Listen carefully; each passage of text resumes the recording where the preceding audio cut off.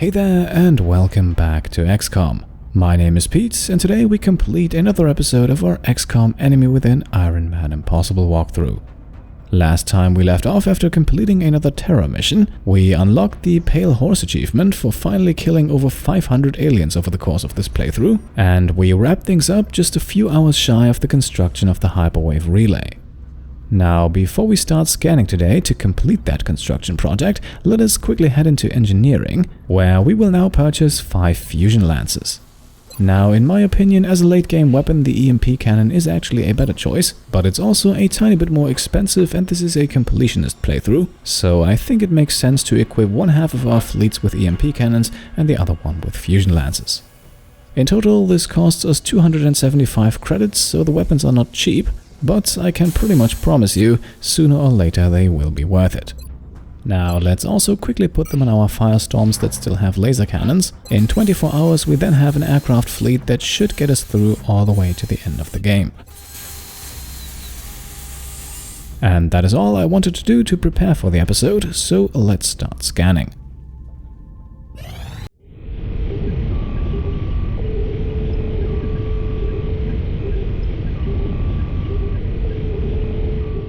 Hyperwave uplink online. Alright, the Hyperwave Relay has been constructed, and with that we have unlocked the See All Know All achievement. Now, at the moment there's not actually anything we can do with this new facility. It does not unlock any new research projects or items, but if we head back to the labs, then Dr. Vahlen will have a few words of advice for us. Now that we are in control of the Hyperwave beacon, the real question is, what is it going to tell us? Perhaps we should try scanning for UFO activity in the meantime. Well, I think that is a good suggestion, so let us indeed continue scanning and see what else comes up.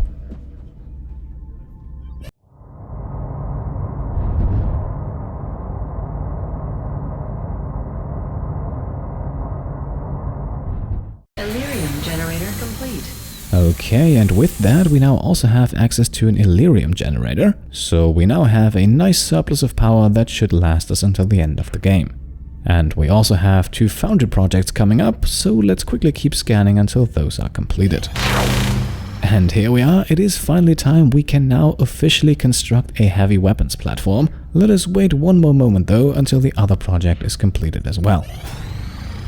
Alright, that completes shaped armor, so our heavy weapons platforms and mech troopers for that matter will now be a tiny bit more durable. Now at this point I think we have enough cash to start a new project in the Foundry. We do in fact have quite a few more to complete, but for now I would like to get started on advanced flight. Since we are frequently using the Archangel armor, the increased fuel capacity from this project will come in handy, and the heavy weapons platform that we're going to buy in a moment can also make use of it. As you can see though, the project is not cheap and consumes quite a few materials, but still among those projects that we have not yet completed, I consider it to be one of the more useful ones. We're certainly keeping the boys down in the Foundry busy. I'll let them know you've got another project ready for production. Now at this time, with the Shiv officially unlocked, I think it's high time that we purchase one, and as you can see here we can actually choose between 3 models. At the bottom of the list we have the plain old regular heavy weapons platform, basically a miniature tank that is clearly outclassed by the 2 versions above it. Now the alloy Shiv here is a bit more heavily protected than the regular Shiv, and it can also be used as cover by any human soldiers in the squad, something the regular Shiv is not capable of. And as an even more advanced version we then have the Hover Shiv, a heavy weapons platform that is capable of flying. Now, unlike the alloy Shiv, it cannot be used as mobile cover, so even with the Hover Shiv available, the alloy Shiv is not entirely useless. Still, in most missions I prefer the Hover Shiv, simply because it gives us a bit more offensive flexibility. And that is also why this is going to be the version that we're buying. Only one for now, and sadly we won't have it available to us immediately. Production once again takes a few days.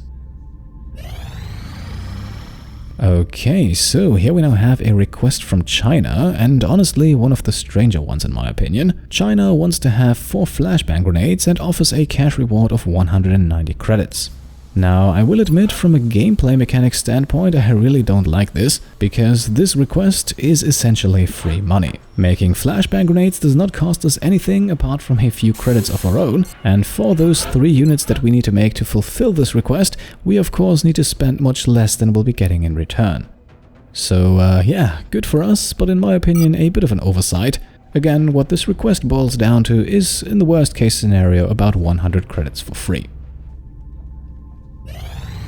Contact detected. Right, and with that it looks like it's time for today's mission. We have a landed Supply Barge UFO here, so there is no need to deploy our fighter jets, but we will be facing quite a few enemies, I think. So let's assemble our squad, and Rosilius and Adam will once again sit this one out. We brought them along last time because it was a terror mission. Today I think we have a bit more leeway to take things slowly, so we will be bringing 2 soldiers who still have ranks to gain.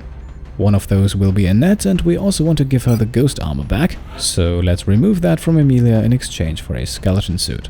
For our sniper we then also have the choice between Michelle and Ryan, and let's go with Pickles Gibbons here for a change. He is a bit more of a gunslinger and therefore well suited for close quarters combat, which I think we could be seeing our fair share of inside of the UFO.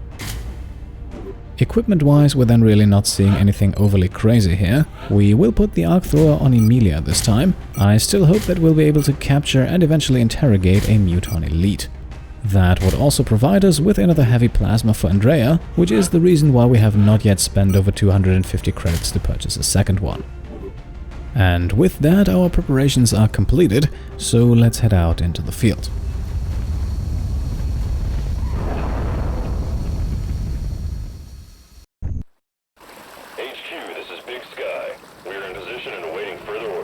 Roger that, Big Sky. Strike 1, you are green to deploy. Approach with extreme caution. Current enemy status at the site is unknown. Right, so we have landed near the UFO's back entrance. From here the ship stretches out for quite some distance, and I would say our job is to get moving and to see what we can find. Location confirmed. Okay, no hostile contacts, but the location of the first melt container has been revealed to us. I think, though, that the first room of the UFO ahead of us should also be investigated, so let's advance our squad towards the energy field to end our first turn here.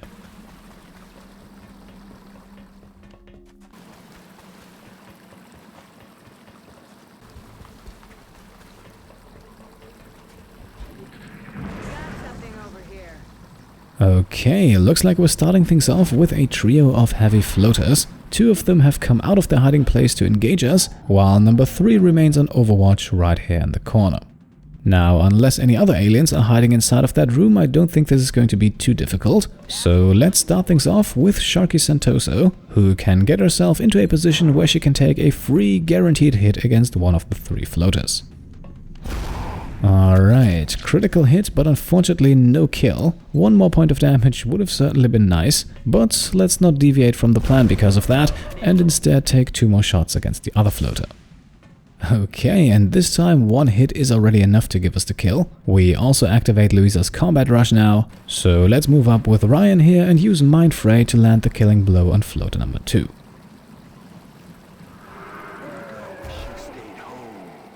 Alright, lovely. Now remember, floater number 3 is on overwatch, so let's deactivate the energy field here and see if we can't get a visual. And indeed there it is, and Annette actually has a shot as well, but before we start shooting with her, let's make the floater a bit more accessible with a grenade from Andrea.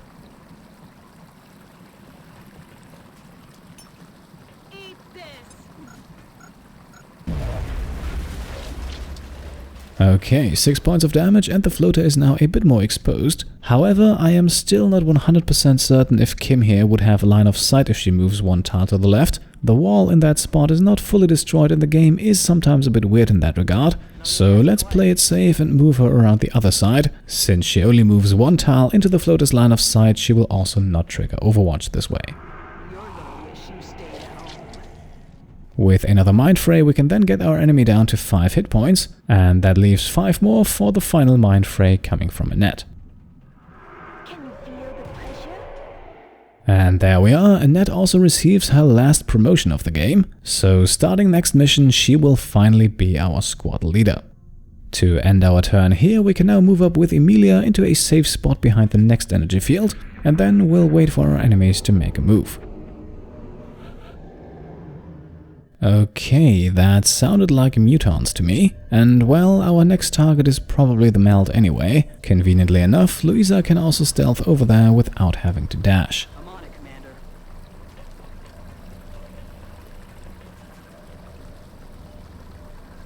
In hand, Commander. And indeed, she reveals a group of mutons along the way. For some reason, she has lost line of sight now, likely because this group is just at the edge of her range. Now, we only have 2 regular mutons and a berserker here, so once again I don't think this should be too complicated, so we can even risk moving up with Ryan here. And as I had hoped, he stays out of sight range, which means the rest of our squad can now take their turn to prepare as well. Whoever's able to will also go on Overwatch, that way we can hopefully get the drop on these guys.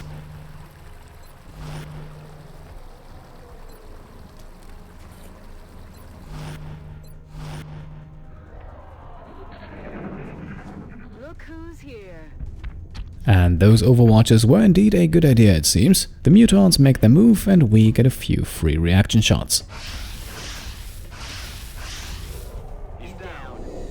Okay, our plasma pistol buddies Louisa and Ryan already took 1 enemy out here. The other 2 meanwhile remain unharmed, at least for now. And Pickles Gibbons is also the one who'll shoot first on this turn, however not at the enemy right in front of him. His sniper rifle is much more accurate if we use it against the Muton in the back. Unfortunately, we are once again just 1 point shy of the kill here, but Annette should hopefully be able to take care of that. Bye-bye. We are using ghost armor though to make the move here, you never know what lurks in the shadows. And it actually looks like that was a good idea, not because of some enemies over on the right though, which I had originally feared, but because of another Muton trio in the area ahead of us. At the moment though, Annette does not have line of sight, so she can grab the kill and reveal herself without issue.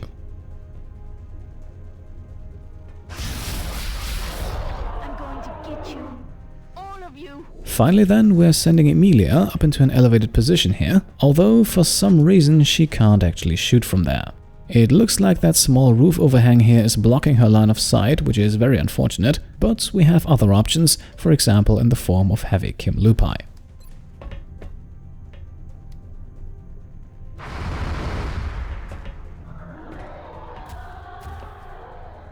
And conveniently enough, the Muton has moved into striking range for Shaki Santoso, who can now take a free shot that's guaranteed to hit.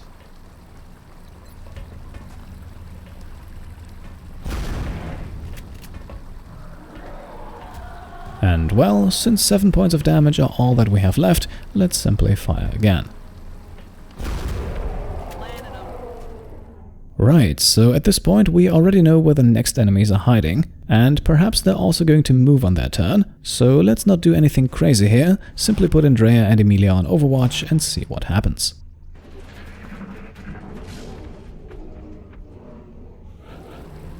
Okay, no enemy movement, and Emilia also locates the second melt container somewhere in the back of the ship. For now though, let us worry about the task at hand.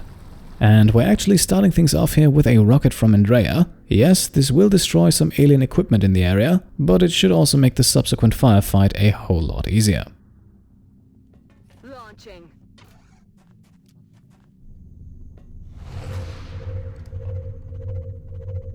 Commander, it would be preferable if we attempted to retrieve those canisters rather than destroying them. And we're now also being scolded here by Dr. Vahlen. However, that is only because we destroyed the melt container, and as you saw, we already grabbed the contents of that earlier. Now for this fight here, our task is once again actually pretty easy. We are facing 3 enemies with only 1 hit point each, so let's quickly take them out. For enemy number 1, we can solve things with Ryan and his plasma pistol.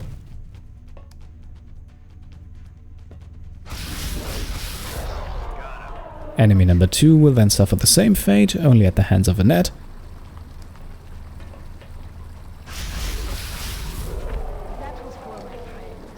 And finally, CFD Lupi can take care of enemy number 3 with a mind fray.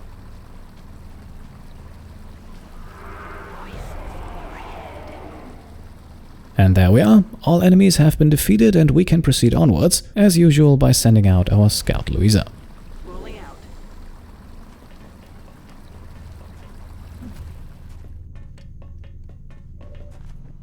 Okay, and she also detects the next group of enemies right away here. It actually looks like the enemies on this mission are generally not the highest tier aliens. This time we're facing a Cyberdisk accompanied by 2 drones.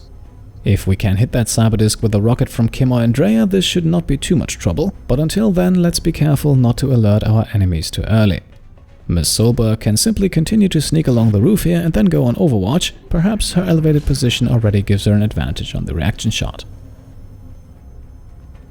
Okay, so we have some minor movement here by the drones, but overall we remain undetected, which is why we should be able to afford one more turn here to get our heavies into position.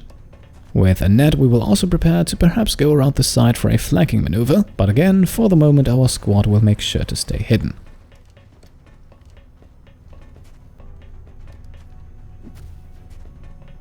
With Louisa, we will also deploy a mimic beacon here. Maybe that can lure our enemies a little closer towards us, which in turn could be beneficial as the rest of the squad now goes on overwatch.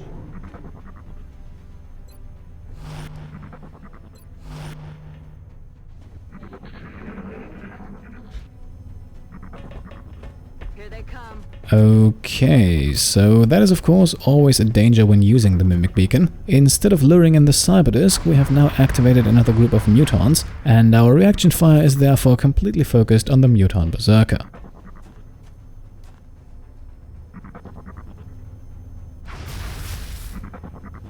Now, Kim and Emilia actually did a good amount of damage here, and looking at how the Cyberdisk moved, they probably would not have been able to get a shot off anyway. Still, we now have 6 active enemies against us, which is of course less than ideal. But let's stick to the plan, after all that is what we prepared for, and let's launch a rocket against the Cyberdisk and the drones. Won't even know what hit him.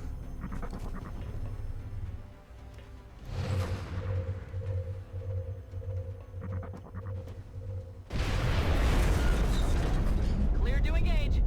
And wonderful, with 18 points of damage, the Cyberdisk is now already heavily damaged and all on its own, so taking it out for good should not be too difficult. Before we get to that though, let's take our free shot with Sharky Sentoso against the Muton Berserker. And there we go, another enemy down and Combat Rush has been activated, which means Annette here now receives a +10 aim bonus, and her 98% hit chance should be enough to take the Cyberdisk out.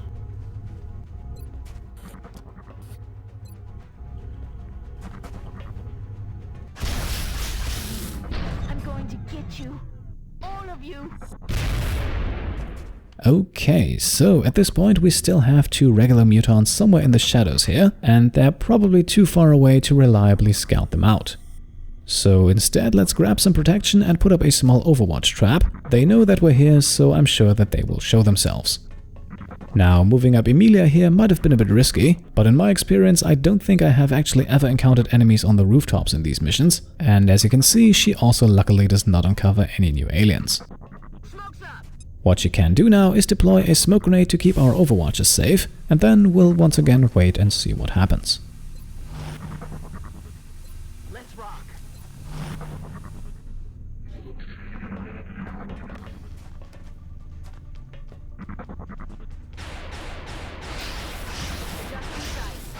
Right, so 2 reaction shots against the first Muton here, however only one of them hits, but still that is enough to take it down to half health. Its shot against Ryan then fortunately goes wide, while its companion shows itself as well, but uses its entire turn to move, and then still ends up in a flanked position. So let's solve this quickly. It is right next to Louisa, which means we can take it out for free.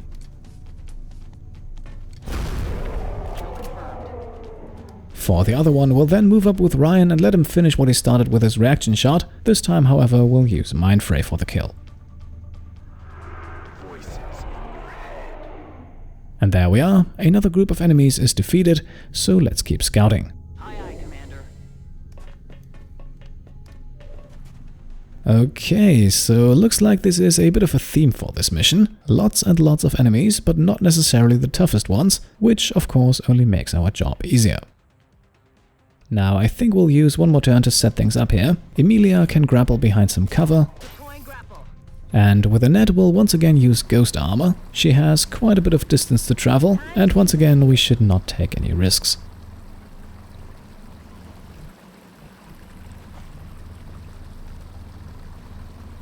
send me into any dark corners. And indeed, it looks like she discovered something along the way. Upon closer inspection, we see a Mectoid accompanied by 2 sectoids, at the moment though far away from the action and unlikely to disturb us. So let's just keep moving forward here, set up our overwatches and then end the turn. At the moment, neither one of the 2 groups we have spotted is active, so I think we'll let the aliens decide which one to attack first.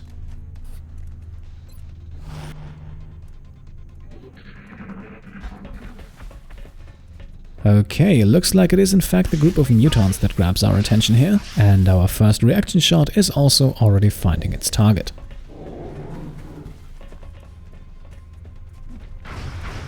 Despite her height advantage, Emilia then sadly misses though, and to make matters even worse, the Mectoid now also engages from the other side. Here they come.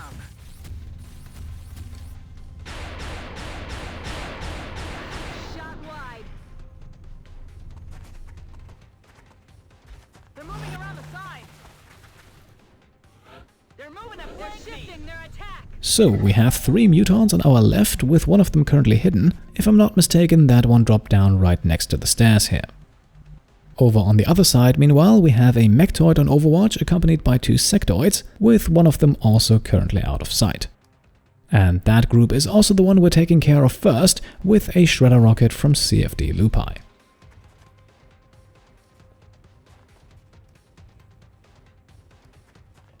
Bring in the pain.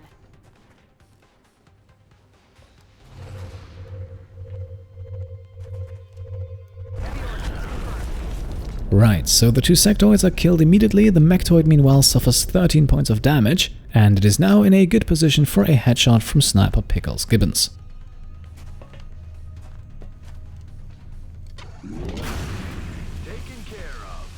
Okay, 23 points of damage on the critical hit here. That is more than enough to take the Mectoid out, and that leaves us now with 4 moves to make and 3 enemies to kill.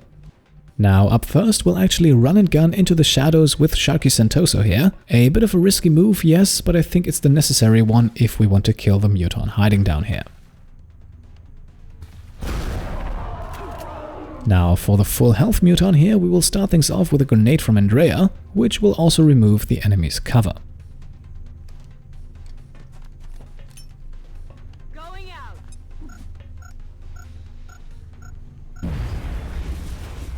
And with the Muton exposed and only 4 hit points left, Emilia can now go for the kill.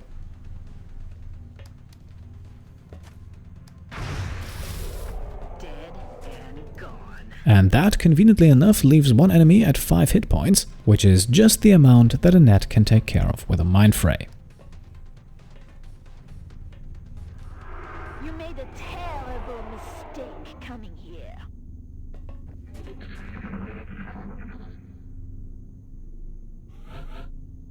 Okay, so for a change we don't hear or see any new enemies on the alien's turn, which means we can proceed to scout out the last area of the ship, the bridge, where we will likely also find the last groups of enemies.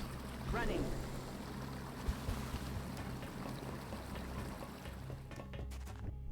For now though, Louisa only detects more empty space and the second melt container, so let's get our squad moving in that rough direction. Emilia will actually keep up her path along the rooftops. Looking at it here, this might actually be the quickest way towards the melt, and at the moment we don't really know how much time we have left to grab it. Meanwhile, Kim, Annette and Ryan can prepare to breach the main entrance into the bridge. However, that will have to happen on the next turn. At this point now, the aliens are up.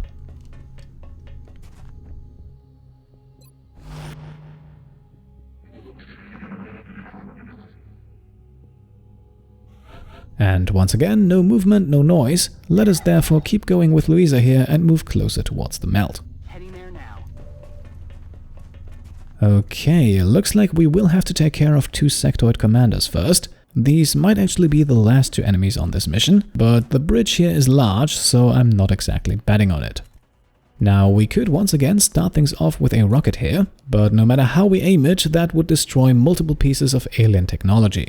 So let us instead simply move in with Andrea and activate the group the old-fashioned way. I think we have enough firepower here to still be able to take them out.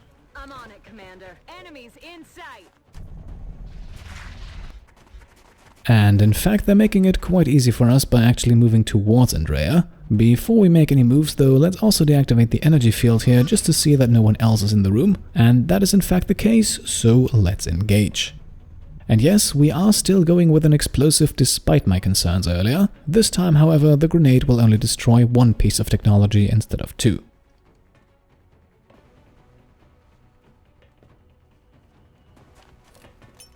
Eat this. It also leaves both enemies completely exposed, so let's see if we can't get Ryan here another kill.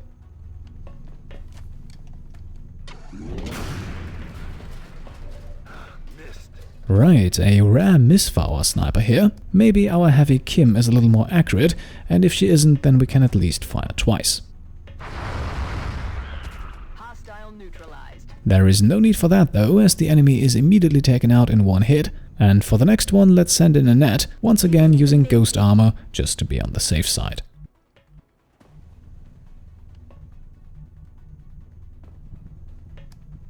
I'm ready to go.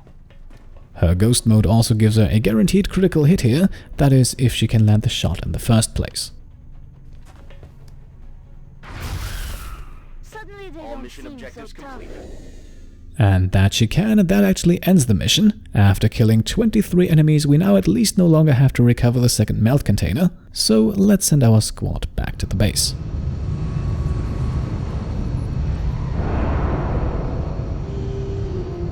I'm continually impressed by the work of our soldiers. They seem to be extremely efficient. Okay, so before we take care of the last promotion for Annette here, we can actually rank up Sniper Pickles Gibbons to Psi Specialist, and in the choice between Psi Inspiration and Psi Panic, we are once again going for Psi Inspiration. In my opinion, this only reinforces his role as a mobile utility sniper gunslinger, who I think also simply does not have the will score to reliably use Psi Panic.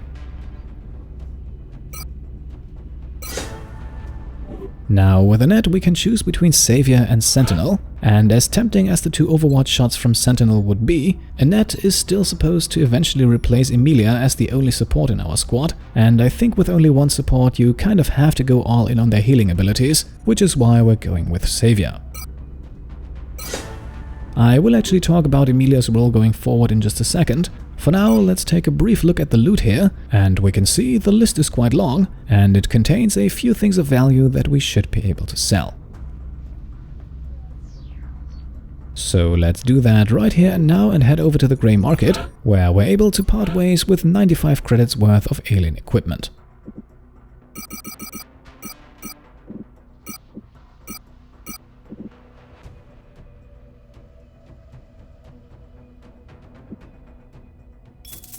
And that, ladies and gentlemen, brings us to the end of today's episode. There is, however, one small problem that is kind of starting to emerge for me, and that is the Lone Wolf achievement.